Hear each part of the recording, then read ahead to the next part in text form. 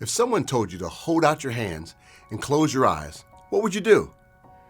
I know you might be thinking, well, it depends on who told me to hold out my hands and close my eyes, right? In fact, you may remember an experience of this in your past. Maybe you were that schoolgirl on the playground who was tricked into having a slimy toad placed in your hands by some schoolyard jokester.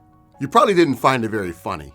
Or maybe, after complying to this request, someone took advantage of you by taking your wallet or jumping in front of you in line. Again, not very funny. Such jokes are hard to pull off twice. If they tried it again, you probably responded with folded arms and eyes wide open. Trust and obedience go hand in hand.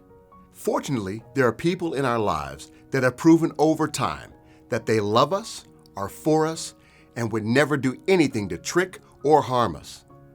If one of these persons told you to hold out your hands and close your eyes, you would jump to compliance, maybe with anticipation, knowing you are likely about to receive something wonderful.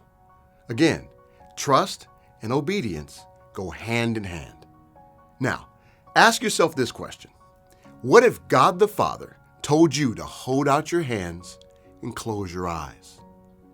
He's asked it before. In fact, this is what the Father asked his own Son to do. On the cross, Jesus held out his hands to share his Father's love with the whole world. Jesus had an eternal history with the Father. In that history, Jesus knew the Father to be good, trustworthy, and full of grace. Even in stretching out his hands on the cross and closing his eyes in death, he knew that his Father would not trick him or leave him hanging. In the end, he knew he would receive something wonderful, and he did. He received the Father's own hand, lifting him up in glory. And now in Jesus, the Father extends the same open hand to you, promising to lift you up in his Son to a wonderful glory beyond anything we could possibly imagine. Here's how one psalm speaks of the faithfulness of the Father. You open your hand, satisfying the desire of every living thing. The Lord is just in all his ways and kind in all his doings. The Lord is near to all who call on him, to all who call on him in truth. He fulfills the desire of all who fear him. He also hears their cry and saves them.